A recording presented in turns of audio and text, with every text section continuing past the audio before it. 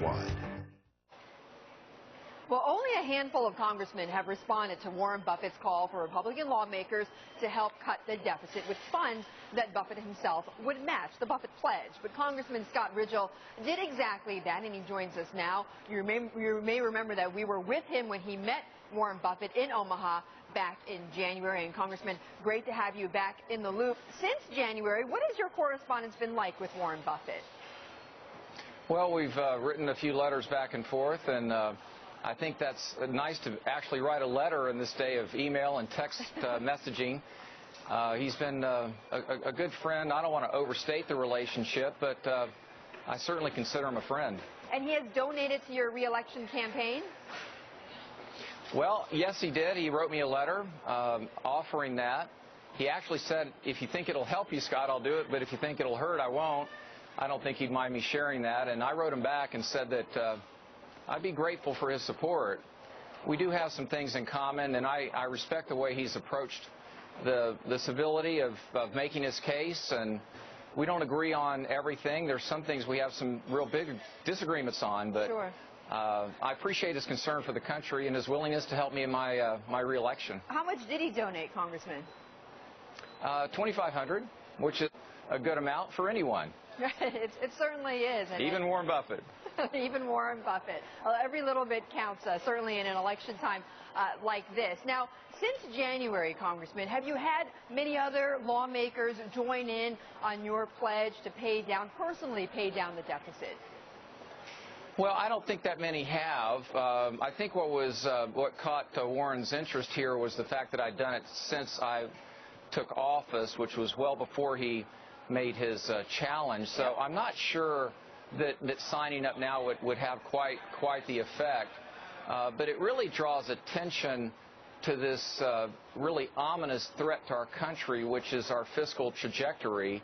To say it's not sustainable to me doesn't capture the severity of our situation. And I think it's just critical that we address our budgetary concerns and challenges really with a sense of urgency now rather than the next election. The fight's always around the corner, Betty, and this is hurting our country. Right, and you made this pledge yourself, as you say, several years ago to draw the attention.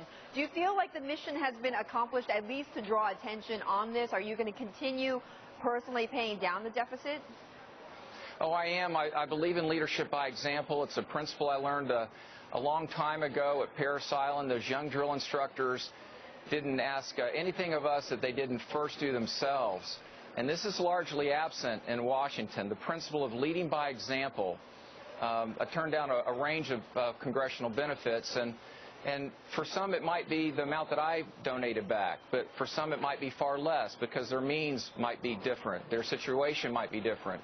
But I really think members of Congress need to lead by example in a host of areas, but principally both parties calling for a comprehensive agreement, comprehensive solution to our fiscal challenge, really with a great sense of urgency. And I really don't see as much progress there, Betty, as I need to see, and I think our country needs to see. And I think what the Americans want to see, and Congressman, given that this is an election year, do you expect anything to be done on the budget by the end of this year?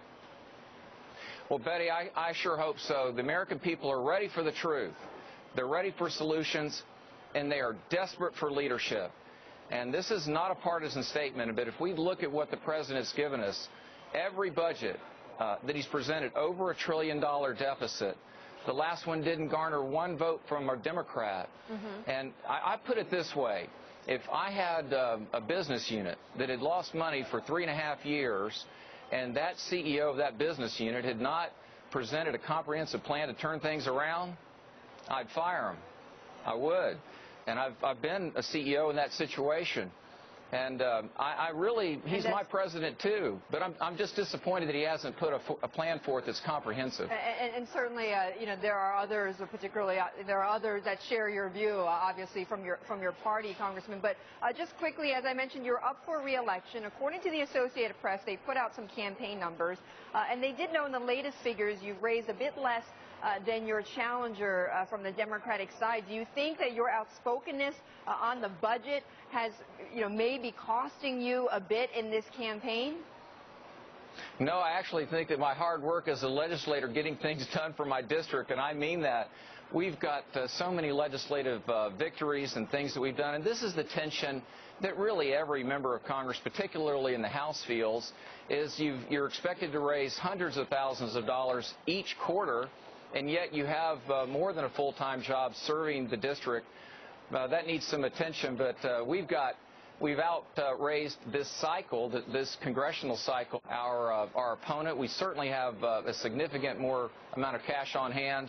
Okay. We're ready. Congressman, thank you very much. Really appreciate you joining me again. Congressman Scott Rigell from Virginia. And coming up, Thank you, Betty.